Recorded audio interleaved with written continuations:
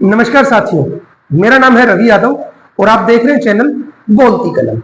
आज की इस कड़ी में हम चर्चा करने वाले हैं उत्तर भारत में जिस तरीके से कि भारी बारिश के बाद की जो हालात पैदा हो रखे हैं, उन हालातों की हम चर्चा कर रहे हैं। पिछली कुछ वीडियो में हमने जिक्र किया था विकास की अंधी दौड़ के बारे में, जहां आईएमटीज के बारे में हमने चर्चा की थी। उसी चर्चा के दौरान में जब हमने विकास की पर्यावरणीय लागत के बारे में बात की थी, तो हमने गुरुग्राम का जिक्र किया था। और गुरुग्राम के जब आईएमटी के पक्षधर कुछ लोगों ने गुरुग्राम का जो जिक्र किया था, जिसमें उन्होंने बताया कि गुरुग्राम विकास का एक नया मॉडल है, तो हमने आज कल की जो घटना थी, कल पूरा गुरुग्राम लगभग जिस तरीके से एक बाढ़ के हालात पैदा हो गए थे, तो हमने विश्लेषण उचित समझा कि क्या वास्तव में गुरुग्राम है या डूबग्राम बन चुका है। इसके लिए जिम्मेदार कौन है? क्या केवल शासन जिम्मेदार है इसके लिए, या आपकी तरह या मेरी तरह कोई किसी और को भी लगता है कि यह प्रकृति का बदला है? प्रकृति ने हमें अनेक घटनाओं से धीरे धीरे चेताने चाह रही है कि आप इस विकास की अंधी दौड़ के पीछे मत भागिए, कुछ देर ठहरिए। ये उसी प्रकार की चीजें चल रही हैं। आइए इस विश्लेषण को मेरे तरीके से समझते हैं। कुछ लोगों की नजर में हो सकता है कि शासन की गलती है ये, कुछ लोगों को लगता है कि ये नहीं, विकास की कीमत तो चुकानी पड़ती है। मगर तो हम बात करते हैं विकास की पर्यावरणीय कीमत। एक विश्लेषण जब विकास प्रकृति की चेतावनियों को नजरअंदाज करता है। प्रकृति ने हमें कई बार चेताया। आज के वर्तमान परिदृश्य में यह स्पष्ट है कि प्रकृति हमें एक चेतावनी दे रही है। जिस विकास को हम प्रगति का प्रतीक मानते हैं, वह अक्सर पर्यावरण की कीमत पर होता है। और उसे चुकाता कौन है? जहां ये विकास की अंधाधुंध गति चलती है, वहां के रहने वाले आस पड़ोस के लोग बाग। प्रकृति अपनी सीमाओं को फिर से स्थापित करने के लिए बाढ़, सूखा और चक्रवात जैसी घटनाओं का उपयोग कर रही है। क्या हम इन चीजों को समझ रहे हैं? मैंने कई बुजुर्गों से सुनते देखा है, ये चीज सुनी है जो मैं आपके सामने अभी करने वाला हूं, कि प्रकृति जब अपना हक लेने पे आती है ना, तो उसे किसी पटवारी, गिरदावर या तहसीलदार की जरूरत नहीं होती है। वो हम इंसानों द्वारा बनाए गए हैं। प्रकृति तो जब सोचा वो विनाश ही विनाश नजर आता है। अब देखिए, जिस प्रकार से प्रमुख चरम मौसम घटनाएं हुई हैं, जो पिछले 10 साल के आसपास की हम देखें, तो वो लगभग 2.5 से 3 गुना हमारी चीजें बढ़ती आई हैं। अब गुरुग्राम का विरोधाभास, जिस गुरुग्राम को कभी विकास का प्रतीक, उत्तर भारत में सबसे ज्यादा रेवेन्यू देने वाला एकमात्र क्षेत्र है गुरुग्राम, लेकिन क्या वास्तव में अभी गुरुग्राम है या डूबग्राम बन चुका है? चलिए एक बारी देखते हैं। कभी मिलेनियम सिटी और विकास के प्रतीक के रूप में सराहा जाने वाला गुरुग्राम आज शहरी बाढ़ की समस्या से जूझ रहा है। तेज विकास ने शहर के हरित क्षेत्रों और जल निकाय को कंक्रीट के जंगल में बदल दिया है। थोड़ी सी भी बारिश से जल भराव का कारण बन जाती है। यहां एक चीज स्पष्ट कर देना चाहता हूं कि प्रशासन द्वारा जो कदम उठाए जाने चाहिए थे, वो कदम नाकाफी हैं। जो पिछले 1 महीने, 2 या 3-4 महीने पहले से जो प्रयास किए जाने चाहिए थे, गुरुग्राम के जो नाले हैं, नालों की सफाई करना, या पाइपलाइन जहां पे टूटी हुई है पानी को बाहर ले जाने के लिए निकासी के साधन बनाना, या तालाबों की खुदाई करना, इन चीजों के लिए तो हम आज भी प्रशासन को या शासन को दोषी मानते हैं। लेकिन क्या इसके अलावा भी कुछ और कारण है जो आज से 10, 20, 30, 40 साल पहले लिए गए थे निर्णय, वो जो आज हमारे लिए समस्या कर रहे हैं? उस समय भी वहां का समाज, वहां का आम नागरिक खामोश रहा था, मूक दर्शक बना देखता रहा। और वो समस्या आज जो, मतलब कहने का मतलब यह अभिप्राय है कि हमारे दादा परदादाओं की गलतियों को आज हम भुगत रहे हैं। चलिए देखते हैं किस तरीके से। प्राकृतिक भूगोल से टकराव। गुरुग्राम का आपको क्या लगता है कि गुरुग्राम की जो ये आज की वर्तमान हालात है, क्या इसके लिए शासन प्रशासन या बढ़ती भीड़ या इन सब का बहाना ले दिए जाएंगे हम? नहीं, प्रकृति के साथ टकराव है ये सीधा। गुरुग्राम की प्राकृतिक जल निकासी अरावली की ढलानों से निकलकर विभिन्न जल चैनलों के माध्यम से होती थी। अनियोजित शहरीकरण ने प्राकृतिक मार्गों को पूरी तरीके से अवरोध कर दिया, जिससे बारिश का पानी निकलने की बजाय जमा होने लगा। आप सभी को पता होगा, भौगोलिक स्थिति से देखा जाए तो गुरुग्राम अरावली पहाड़ की ढलानियों में, तलहटी में स्थित एक नगर है। और जब भी बारिश होती है तो पहाड़ से जो पानी आता है, जो उस पथरीली जमीन में पानी है, वो रास्ता निकालकर ही दूसरे क्षेत्र, मैदानी क्षेत्र की तरफ जाएगा। लेकिन विकास की इस अंधी दौड़ में हम इस तरीके से भागते रहे, भागते भागते जो हमने जल के, पानी के जो रास्ते थे, उन रास्तों को हमने बंद कर दिया। चलिए मैं कुछ एक विश्लेषण बताता हूं आपको। एक रिपोर्ट के अनुसार गुरुग्राम का भूगोल ही उसकी एक प्रमुख प्राकृतिक शक्ति था, जो अब उसकी सबसे बड़ी कमजोरी बन गया है। यह शहर अरावली की तलहटी में स्थित है, जहां का प्राकृतिक ढलान पानी को दक्षिण पूर्व की ओर से उत्तर पश्चिम में साहबी नदी, जो आजकल नजफगढ़ नाला या नजफगढ़ ड्रेन में बदल गई है, की ओर ले जाता है। केंद्रीय शहरी विकास मंत्रालय ने इस प्राकृतिक भू आकृति की पुष्टि की है, जिसमें अरावली पहाड़ियों और नजफगढ़ नाले के बीच लगभग 78 मीटर का प्राकृतिक ढलान है। ऐतिहासिक रूप से 19वीं सदी के अंत में बनी चकरपुर, झरका, वजीराबाद और घाटा जैसी बंड्स इस प्राकृतिक जल प्रवाह को कुशलता से नियंत्रित करती थी। दुर्भाग्य से आधुनिक सड़क निर्माण, विशाल रियल एस्टेट परियोजनाओं ने इस प्राकृतिक ढलान की पूरी तरीके से अनदेखी की है। गोल्फ कोर्स रोड जैसी धमनियों ने पानी के लिए अवरोधक का काम किया है, जिससे बारिश का पानी शहरों से बाहर निकलने की बजाय सड़कों पर ही फंसकर रह जाता है। यह स्थिति केवल जल निकासी प्रणाली की विफलता नहीं है, बल्कि एक शहर के प्राकृतिक जल प्रवाह मार्गों के साथ जानबूझकर किया गया टकराव है। यह एक स्पष्ट उदाहरण है इंजीनियरिंग और विकास योजनाएं किस प्रकार प्रकृति के नियमों को नजरअंदाज करती है। यह मानते हुए कि प्राकृतिक भूगोल को हरा सकती है, यह विकास की सबसे महंगी गलतफहमी में से है। ये उन लोगों के शोध हैं या जिन लोगों ने इस क्षेत्र के बारे में देखा है, ये उन लोगों के विचार हैं जिन्हें मैंने अपनी आवाज में आप लोगों तक सामने लाने का प्रयास किया है। और दूसरी चीज क्या थी? अनियोजित और अनियंत्रित विकास। नियोजित और नियंत्रित विकास होता है वो एक सीमा तक सही रहता है, लेकिन जब वो सीमा हटा दी जाती है, अनियोजित और अनियंत्रित विकास, वो एक दूसरे की देख के लिए, इसके लिए हम सरकार को कतई जिम्मेदार नहीं कह सकते।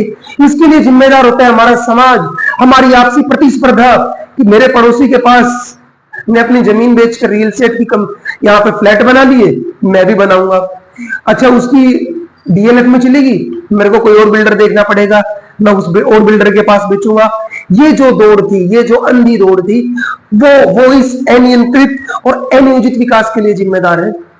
हम केवल सरकार को कटघरे में नहीं खड़ा कर सकते कि केवल सरकार की नाकामी है ये हमारे इस समाज की, जिस समाज में आप और हम रहते हैं, या हमारे बुजुर्गों ने जो फैसले लिए थे वो इन फैसले।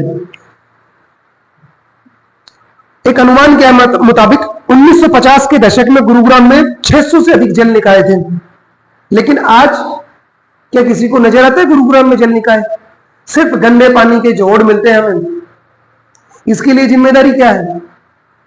आज हम कहते हैं कि हर घर जल, सरकार की एक परियोजना है। उनका उद्देश्य क्या था कि हर घर तक पीने का पानी पहुंच जाए, उन्हें बाहर से लेकर ना आना पड़े। लेकिन क्या उसका सदुपयोग कर पा रहे हम और आप लोग?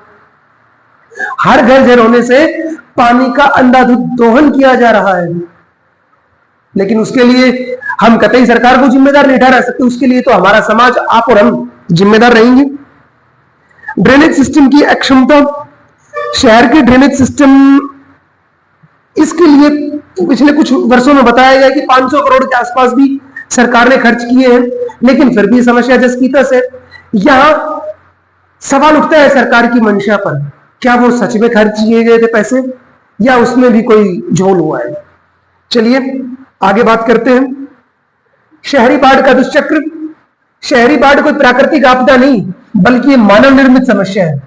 अनियोजित विकास का एक सीधा परिणाम है, जो हमने आपको अभी बताया था। इसको एक चित्र के माध्यम से समझ के देखते हैं। अंधाधुंध शहरीकरण, उसके बाद में क्या होगा? तालाबों और हरित क्षेत्रों का विनाश होगा। एग्रीकल्चर, या जो हमारी खुली जमीन, जो जमीन सांस लेती है, या जो जमीन बरसात के टाइम पे या पानी की अधिकता के कारण, जो पानी अधिकता, बारिश में जो पानी आता है उसको सोखने का काम करती है, और हमारे जो मतलब जमीन का, जिसको चौवा बोलते हैं, चौवे में पानी भरने का काम करती है ना, उस जमीन को तो हमने कंक्रीट बना के बंद कर दिया ना, वो रास्ता तो हमने बंद ही कर दिया कंक्रीट बना के। उसके कारण क्या होगा, शहरी बाढ़ और जल भरावर है, जो नालियां बना रखी है, ड्रेनेज सिस्टम है, उन पर अतिरिक्त दबाव बढ़ता जा रहा है, क्योंकि हमारी जमीन जब सोखने के लिए जगह ही नहीं है कहीं पे, तो पानी जाएगा कहां, वो सिर्फ बहता चला जाएगा पक्की जगहों में से। घटती जल सोखने की क्षमता कारण कंक्रीट का विस्तार। अब चल के देखते हैं रणनीतिक शहरी नियोजन। अब ये हमने समस्याएं बता दी, लेकिन क्या इसका कोई समाधान है? जी हाँ, समाधान है, लेकिन समाधान की शुरुआत होती है हमसे, जिसमें आप भी शामिल हैं, मैं भी शामिल हूं, हमारा समाज सबसे पहले शामिल रहेगा। उसके बाद में जिम्मेदारी आती है सरकार की कि वो उस पर एक सख्त नीतियां बनाए।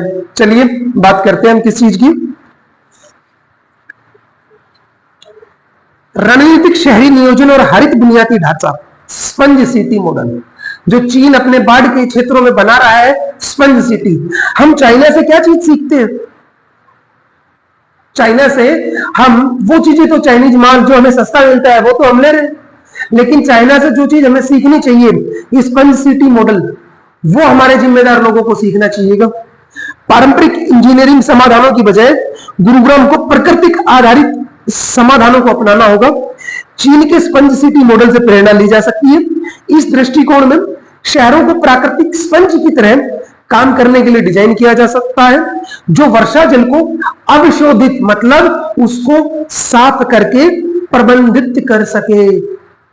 जल निकायों का पुनरुद्धार, खोए हुए तालाबों, झीलों और नालों को पुनर्जीवित करना सबसे महत्वपूर्ण कदम है। जोड़ों और खाड़ा जैसे पारंपरिक जलाशयों को बहाल करने से न केवल बाढ़ रुकेगी, बल्कि भूजल स्तर भी बढ़ेगा। जो हमने पिछली वीडियो में बताया था कि कासन के आसपास के जो गांव हैं, खो और कासन के आसपास, जहां भूजल स्तर कतई नहीं है, जहां क्या कहते हैं कि 500 फीट के आसपास का जो मतलब पारंपरिक जल स्तर जला जा चुका है, हमारा भूजल स्तर, उसको इन प्रकार के उपाय करने से उसमें भी वृद्धि हो सकती है। जो टैंकरों से पानी आ रहा है वो चीज भी बंद हो जाएगी हमारी। हरित आवरण और जल संचयन, सार्वजनिक और निजी स्थानों पर हरियाली को बढ़ाना और वर्षा जल संचयन प्रणाली को आवश्यक बनाना, उस जो वर्षा जल का संचय करना उसको आवश्यक बनाना और सही तरीके से उसको भूजल स्तर में पहुंचाना। यह न केवल पानी के अवशोषण में मदद करेगा, बल्कि शहरी तापदीप प्रभाव भी कम करेगा। पारगम्य स्तंभों का उपयोग पार्कों, फुटपाथों और सड़कों के निर्माण में कंक्रीट या अन्य सामग्री का उपयोग करना, कंक्रीट ना करना, पारगम्य कंक्रीट, ये एक प्रकार की ऐसी टेक्नोलॉजी है जिसके माध्यम से पानी वहां पर रुकता नहीं है, वो जमीन सोख लेती है, वो जमीन में जाने का काम करते हैं। ये प्रक्रियाएं थोड़ी महंगी जरूर है, लेकिन इनसे, इसके लिए हम CSR फंड, जो कॉर्पोरेट सोशल रिस्पॉन्सिबिलिटी है, उस फंड का उपयोग करके इन चीजों को अपना सकते हैं हम। ये कुछ चीजें थी जिनसे हम, यही था जो हमने पढ़ के देखा यहाँ पर। वर्षा जल संचयन, छतों और सतहों पर पानी जमा करना, पानी को सोखने और प्रदूषण कम करने के लिए। पारगम्य फर्श, पानी को जमीन में रिसने देना। सबसे बड़ी समस्या क्या है? वो इतनी ज्यादा बरसात नहीं है कि वो पानी बाढ़ बने, लेकिन वो पानी जो हुआ है वो जमीन में तो पहुंचे किसी तरीके से। उसके लिए पारगम्य फर्श, इस प्रकार की टेक्निकों का उपयोग करना चाहिए। अब क्या आता है गुरुग्राम के लिए टिकाऊ समाधान, वर्तमान, पहले और भविष्य की रणनीतियां। अभी कुछ प्रक्रियाएं चल रही हैं, लेकिन जल पुनर्भरण क्षेत्र का मानचित्रण, सबसे पहले क्या करना चाहिए? हाँ, मैं बता रहा हूं कि इन तरीकों का अगर भी उपयोग कर लिया जाता है मेरे अनुमान के अनुसार, तो हम गुरुग्राम को, ये जो बाढ़ क्षेत्र है जो बन रहा है, मतलब एक हिसाब से डूबग्राम है, डूबग्राम को हम फिर से गुरुग्राम बना सकते हैं। प्राकृतिक जल निकासी मार्गों और अरावली के जल ग्रहण क्षेत्रों की पहचान और सुरक्षा। उद्देश्य क्या रहेगा इससे? शहरी विस्तार को नियंत्रित करना और प्राकृतिक भूविज्ञान को बनाए रखना। प्राकृतिक भूविज्ञान एक आवश्यक चीज है जिसके ऊपर हमने काम करना होगा, हमारे जिम्मेदार लोगों को काम करना होगा। पारगम्य फर्श का उपयोग सड़कों, पार्कों और सार्वजनिक स्थानों पर पानी सोखने वाली सार्वजनिक सामग्री का उपयोग करना। इससे क्या होगा, हमारा भूजल स्तर बढ़ेगा और सतह पर जो पानी जमा होता है वो कम हो जाएगा। वर्षा जल संचयन अनिवार्य। नए और मौजूदा आवासीय वाणिज्यिक भवनों में वर्षा जल संचयन प्रणाली को अनिवार्य बनाना, यह हमारा निवेदन रहेगा। हमारे जिम्मेदार लोगों से, हमारे शासन से यह अपील रहेगी कि नए और मौजूदा आवासीय परिसरों में और वाणिज्यिक परिसरों में हमने वर्षा जल संचयन प्रणाली को अनिवार्य कर देना चाहिए दिल्ली एनसीआर के क्षेत्र में, ताकि जो ये बाढ़ है, बाढ़ जैसी स्थिति, जो हमारी छत पर जो पानी आ रहा है वही तो नाली के माध्यम से बढ़ रहा है नाले में।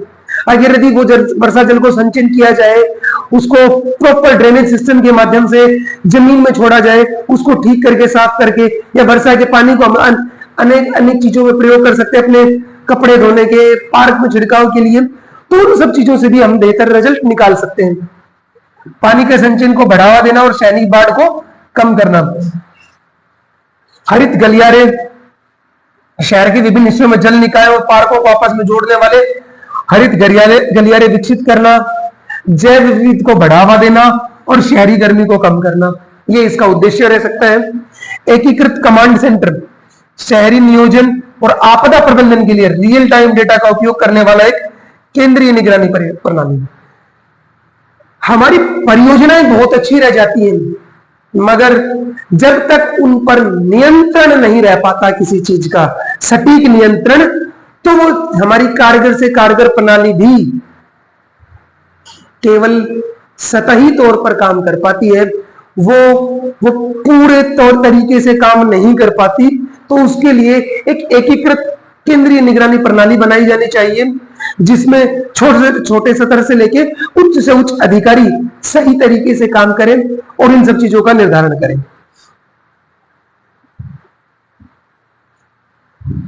तो ये था हमारी प्रणाली।